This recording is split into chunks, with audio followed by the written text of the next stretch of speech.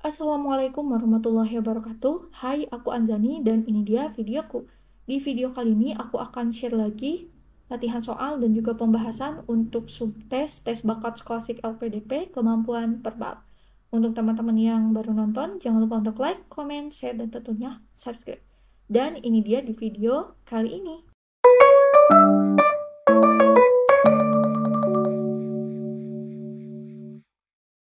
Hai, aku Azani. Di video kali ini aku akan share lagi untuk latihan soal dan pembahasan tes bakat skolastik LPDP untuk subtes penalaran verbal. Untuk teman-teman yang baru nonton, jangan lupa untuk like, comment, share, dan tentunya subscribe. Dan ini dia di video kali ini. Sebelum kita membahas ke latihan soal dan pembahasannya, teman-teman yang mungkin baru nonton video, teman-teman bisa klik ada link di deskripsi untuk kumpulan playlist, ada latihan soal dari tahun-tahun sebelumnya atau juga dari tahap 1 untuk tahun 2025.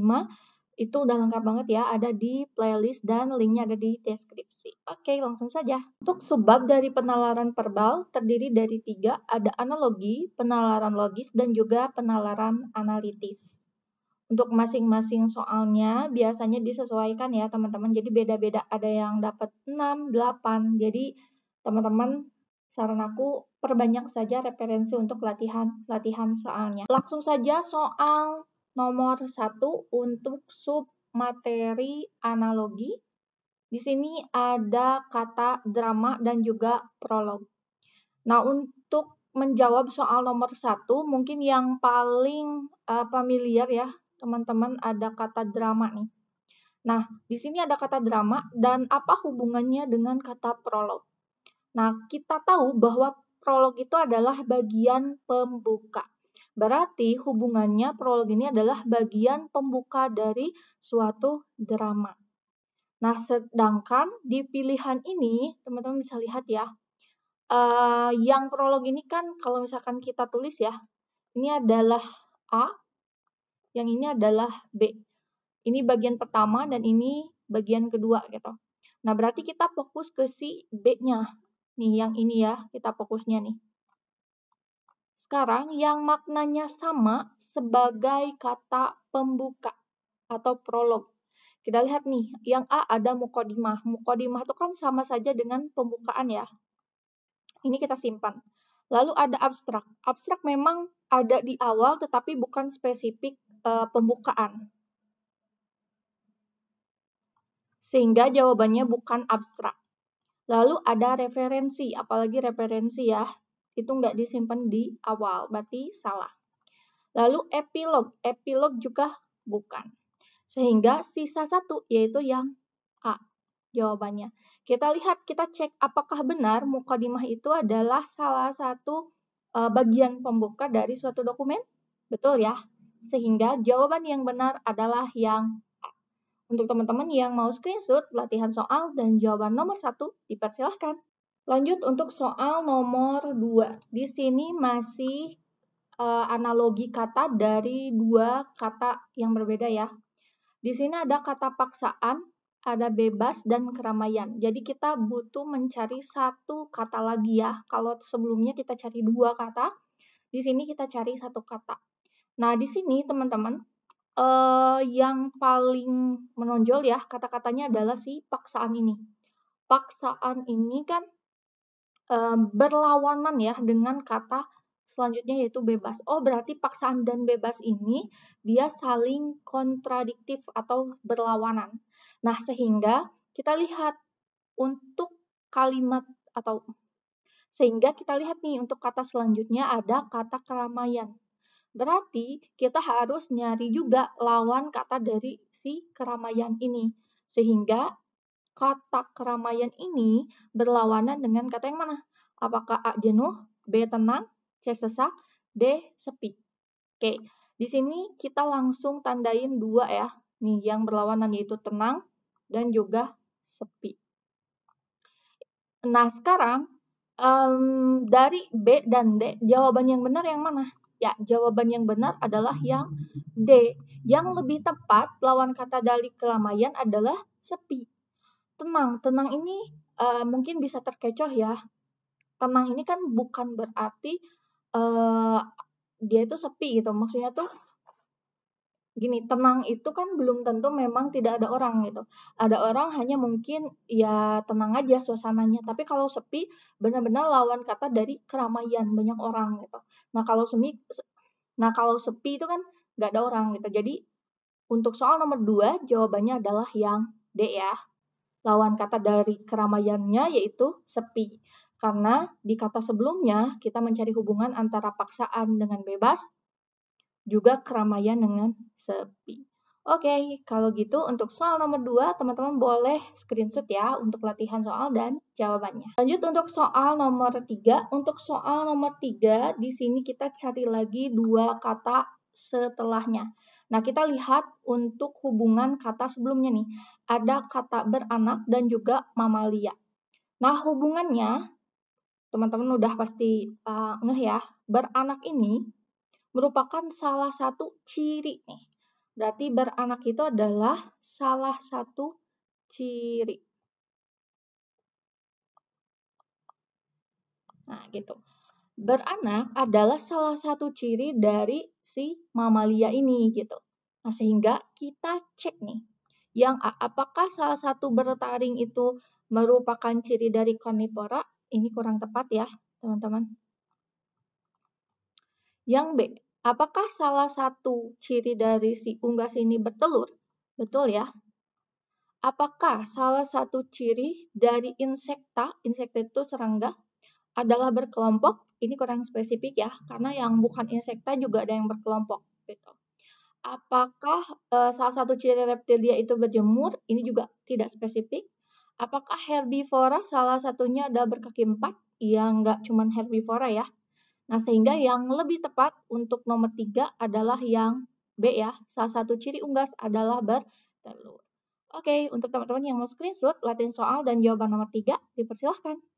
Soal nomor 4, di sini ada 2 kata yang harus kita cari, tapi kalau kita tulis ya, di sini bagian A, ini B, berarti ini A, ini B. Berarti yang kita cari, kata pertama itu harus bersesuaian dengan si kata gedung ini.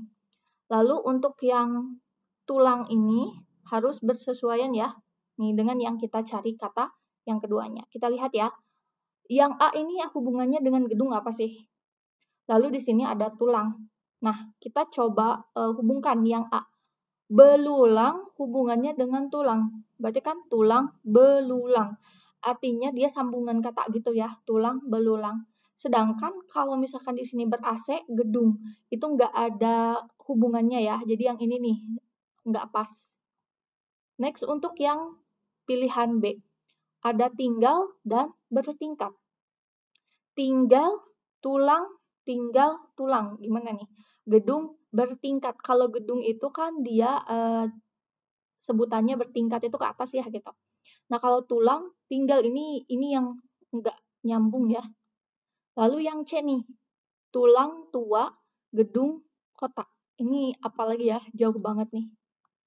Kita lihat nih, tulang berada di tubuh, rangka berada di gedung.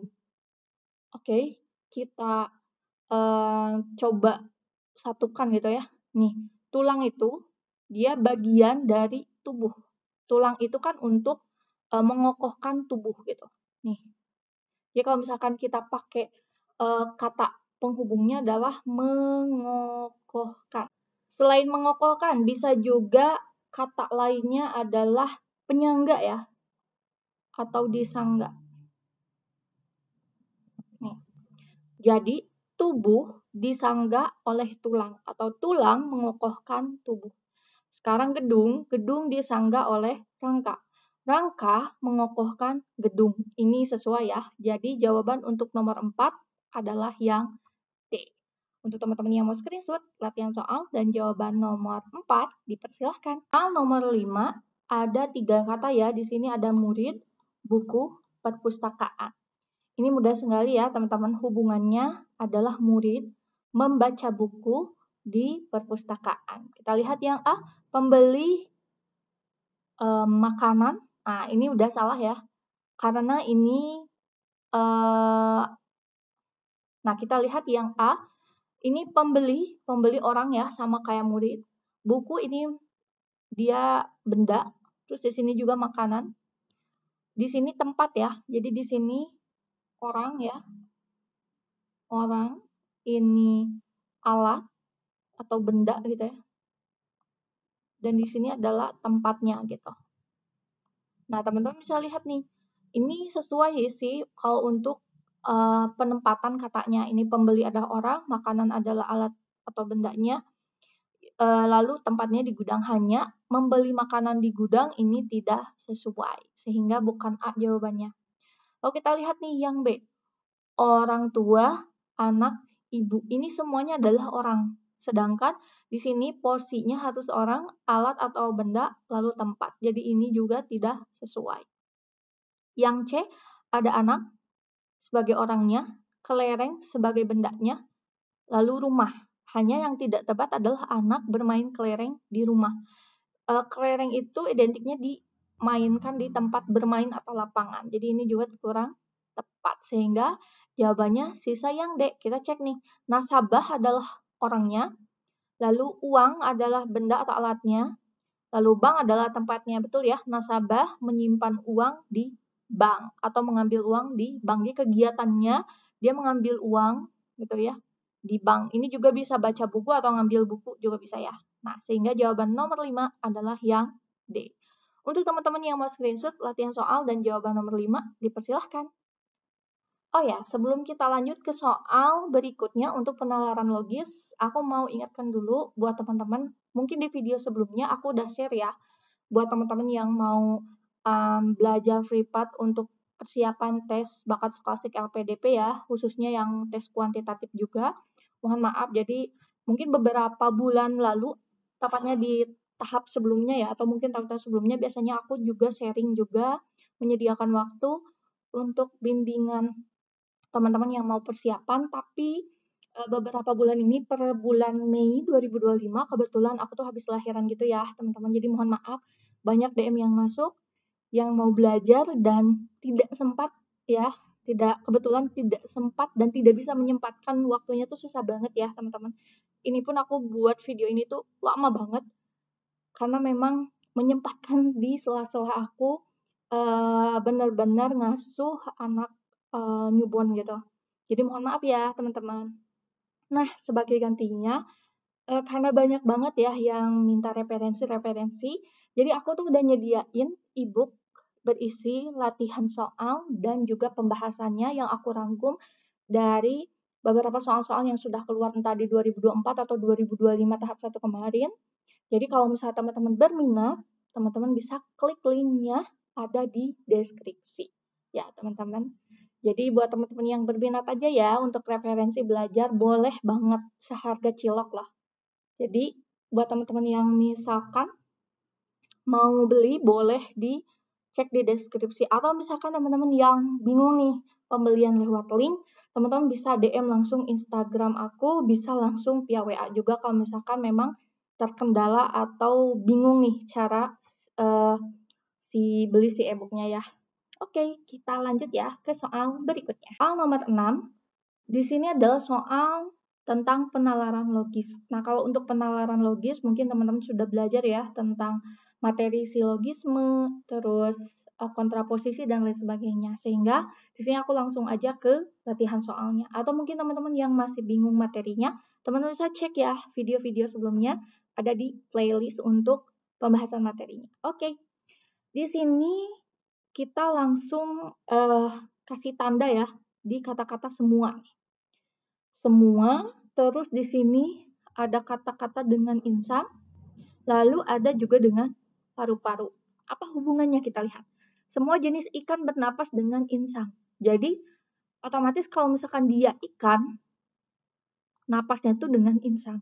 Nah, sekarang di sini ada ikan paus. Dia ikan nih, tapi ya jenisnya paus gitu. Bernapas dengan paru-paru. Nah, berarti teman-teman di sini kalau di awalnya adalah semua, berarti jawabannya nanti adalah kata semua lagi. Berarti hindari memilih kata sementara, ya. Kita sisakan kata semua. Berarti ada di B dan di D. gitu ya.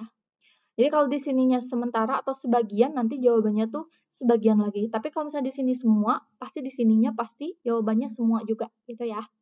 Itu cara cepatnya. Lalu kita lihat nih, semua ikan paus bernapas dengan insang. Ini tentunya kontradiktif, karena di sini udah dijelaskan bahwa ikan paus itu bernapasnya dengan paru-paru. Berarti jawabannya sisa yang D. Kita cek nih, semua ikan paus bukan termasuk jenis ikan. Ini sesuai ya. Karena udah dijelaskan, karena ikan itu harus bernapas dengan insang, sedangkan si paus ini bernapas dengan paru-paru. Sehingga ikan paus ini pastilah bukan termasuk jenis ikan. Oke, mudah ya. Untuk teman-teman yang mau screenshot latihan soal dan jawaban nomor 6, dipersilahkan. Next, soal nomor 7 masih penalaran logis. Di sini kata-katanya lagi kita dapat kata-katanya semua. Semua burung bernapas dengan paru-paru. Semua merpati adalah burung. Kalau di sini semua berarti harus jawabannya semua. Yang tidak ada semuanya berarti dicoret. Gitu ya, mudah ya teman-teman. Nah, sisa A dan B. Kita lihat. Semua merpati tidak bernapas dengan paru-paru. Ini langsung kelihatan kontradiktif. Karena sudah dijelaskan bahwa semua merpati itu adalah burung dan semua burung itu bernapasnya pakai paru-paru. Sedangkan di sini katanya merpati tidak bernapas dengan paru-paru, itu kontradiktif. Sehingga jawabannya sisa yang B. Kita cek nih, semua merpati bernapas dengan paru-paru. Betul ya teman-teman? Oke, jadi jawaban untuk nomor 7 adalah yang B. Buat teman-teman yang mau screenshot latihan soal dan jawaban nomor 7, dipersilahkan. Nomor 8, masih soal penalaran logis. Semua penerima beasiswa mempunyai prestasi istimewa. Beberapa siswa menerima beasiswa. Kesimpulannya, nah teman-teman, kalau misalkan menjawab soal nomor 8, kan kalau soal sebelumnya itu kan semua gitu ya. Nah, di sini ada kata-kata beberapa. Jadi kalau ketemu semua, nih ada kata semua dan beberapa. Nanti jawabannya itu haruslah beberapa. Itu ya, mudah banget nih. Berarti yang A pasti salah. Terus ini apalagi ya, tidak ada nih salah. Ini ada juga. Ada ini bisa ya, karena sama aja dengan beberapa, kita simpen dulu nih. Nah, sehingga kita sisain dua opsi nih, ada C sama ada D. Kita cek nih, di sini kan ada penerima beasiswa ya. Nih, ini penerima beasiswa, ini menerima beasiswa. Jadi kalau misalnya ada kata yang sama, kita coret aja teman-teman. Sisain yang tidak samanya. Berarti di sini semua yang mempunyai prestasi istimewa dan beberapa siswa itu menerima beasiswa, ini penerima dan menerima ya. Berarti kesimpulannya tadi harus beberapa atau ada berarti ya. Berarti kalau misalkan ada beberapa siswa yang menerima beasiswa, di mana semua penerima beasiswa itu mempunyai prestasi istimewa, berarti jawabannya adalah beberapa siswa ke sini larinya. Mempunyai prestasi yang istimewa. Kita lihat nih, beberapa siswa mempunyai prestasi istimewa. Ini sesuai. Oke. Yang D, ada siswa menerima beasiswa tidak berprestasi. Ini beda konteks ya. Sehingga jawaban untuk nomor 8 adalah yang C. Untuk teman-teman yang mau screenshot latihan soal dan jawaban nomor 8, dipersilahkan. Lanjut ke soal nomor 9, masih soal penalaran logis. Oke, sebelum kita bahas soal nomor 9 ini dan pembahasannya, aku mau ingetin lagi buat teman-teman yang membutuhkan referensi latihan soal dan pembahasan untuk kemampuan verbal, penalaran kuantitatif, teman-teman bisa klik link ada di deskripsi untuk langsung teman-teman diarahkan ke si e-booknya ya teman-teman. Bisa klik linknya ada di deskripsi. Oke, kita lanjut lagi untuk soal nomor 9. Di sini ada kata-kata lagi semua ya teman-teman. Semua buah yang manis berulat. Tapi di sininya ada kata sebagian. Kayak tadi nih rumusnya, kalau ada semua sebagian, berarti jawabannya haruslah sebagian. Berarti mana nih yang harus kita eliminasi? Betul, yang C, teman-teman. Kita sisain A, B, sama D karena jawabannya adalah sebagian. Oke, sekarang kayak tadi nih. Sebagian buah yang telah masak rasanya manis. Oke, ada kata yang sama, yaitu ini nih. Manis, ini rasanya manis. Sehingga sisanya Apa tuh teman-teman? Buah yang berulat, lalu buah yang telah masak. Coba nih. A. Sebagian buah yang telah masak berulat. Sesuai ya, karena di sini ada nih kata sebagian, terus buah yang telah masak, yang ini ya, nih. Buah yang telah masak sampai sini, lalu ada kata berulat. Ini sesuai ya. Kita cek nih yang lain. Yang B, sebagian buah yang manis berulat. Sebagian buah yang manis. Nah, salah nih. Karena si kata-kata manisnya dipakai lagi. Jadi bukan yang B. Salah ya. Nah, kita lihat yang D nih. Sebagian buah yang berulat. Oke, ini buah berulat. Rasanya manis. Nah, kesalahannya dia pakai lagi rasa manis. Dan gak muncul si kata-kata buah masaknya. Jadi jawabannya yang benar adalah yang A gitu ya teman-teman, untuk menganalisis mana yang benar, mana kenapa dia salah gitu ya, dan kenapa jawaban itu yang benar. Oke, buat teman-teman yang mau screenshot latihan soal dan jawaban nomor 9, dipersilahkan. Nomor 10, oke, di sini masih penalaran logis ya, untuk soal terakhir di video kali ini untuk soal penalaran logisnya. Di sini setiap mahasiswa yang memiliki IPK 4 mendapatkan beasiswa penuh. Tidak ada mahasiswa jurusan sastra yang memiliki IPK 4,0 gitu ya. Nah, di sini karena tidak ada kata-kata semua, berarti otomatis tidak akan muncul jawabannya semua. Oke, teman-teman, sehingga A pasti salah, lalu D pasti salah, E juga salah. Sisa B dan C. Kita lihat. Ada mahasiswa jurusan sastra yang mendapat beasiswa penuh. Kita lihat bahwa yang dapat beasiswa penuh harus yang punya IPK 4. Sedangkan jurusan sastra itu tidak ada yang IPK-nya 4. Ini kontradiktif, sehingga pasti salah. Kita lihat yang C. Tidak ada mahasiswa jurusan sastra yang mendapat beasiswa penuh. Inilah jawabannya yang benar ya, otomatis nih. Karena sudah dijelaskan bahwa tidak ada yang dapat IPK 4. Otomatis kalau tidak dapat IPK 4 ya tidak dapat beasiswa penuh. Karena syaratnya dapat beasiswa penuh, IPK-nya harus 4. Oke, teman-teman. Itu dia untuk jawaban dari soal nomor 10 ya, untuk penalaran logis. Untuk teman-teman yang mau screenshot latihan soal dan jawaban nomor 10, dipersilahkan. Di video kali ini untuk soal penalaran analitisnya ya. Di sini kebetulan aku share ada satu soal, karena memang untuk penalaran analitis itu kebanyakannya tuh soalnya tuh banyak banget teman-teman. Jadi kalau misalnya di-share akan lama banget waktunya. Biasanya satu wacana terus dipakai untuk 3 soal gitu ya. Jadi di sini aku kasih contoh satu. Dan untuk di e-book nanti ada beberapa ya. Jadi buat teman-teman yang berminat boleh langsung check out di deskripsi linknya aku taruh ya. Soal nomor 11, nilai IELTS Josh lebih tinggi daripada Aaron dan lebih rendah dari Carmelo. Nah, teman-teman biasanya ada dua tipe ya. Ada yang mengurutkan dari atas ke bawah gini. Ada yang menggunakan tanda lebih besar, terus juga ada yang menggunakan kurang dari gitu ya. Jadi ini opsional teman-teman.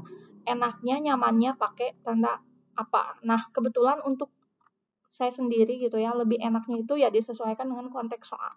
Kebetulan untuk nomor 11 ini sederhana banget, jadi nggak terlalu banyak orangnya, sehingga saya mau pakai sesuai dengan aturan di soalnya gitu.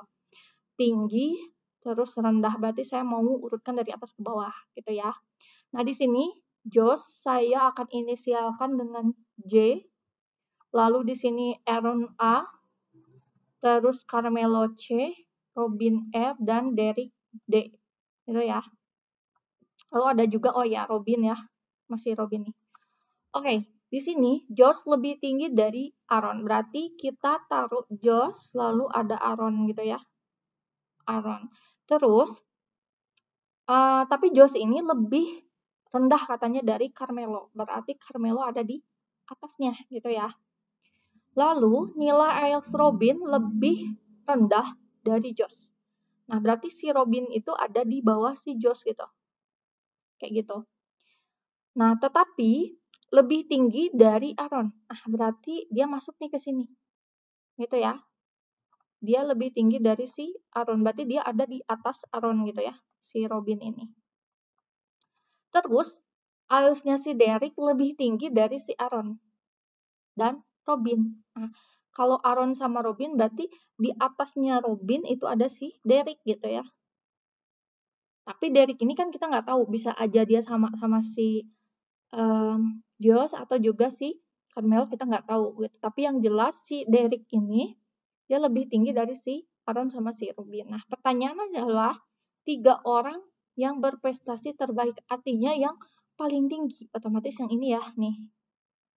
Nih, karena 2 yang di bawah tuh ada si Robin sama si Aaron. Berarti Carmelo, Josh, sama Derek. Si Robin nggak masuk ya sama si Aaron. Juga Robin, ini Robin, ini ada si Aaronnya. Berarti pastilah jawabannya yang E. Derek, Josh, Carmelo. Oke, itu dia teman-teman untuk soal nomor 11. Untuk teman-teman yang mau screenshot latihan soal dan jawaban nomor 11, dipersilahkan. Dan itu dia teman-teman untuk video pembahasan penalaran atau kemampuan verbal di video kali ini. Semoga bermanfaat. Dan jangan lupa untuk teman-teman yang mungkin membutuhkan referensi untuk latihan soal dan juga pembahasannya, ada gambaran ya untuk soal-soal, teman-teman bisa klik linknya ada di deskripsi. Dan semoga di video ini teman-teman bisa ngasih referensi untuk persiapan tes bakat skolastik LPDP. Semoga sukses, dilancarkan tesnya, dan thank you udah nonton. Jangan lupa untuk like, comment, share, dan tentunya subscribe. Thank you udah nonton. Dadah!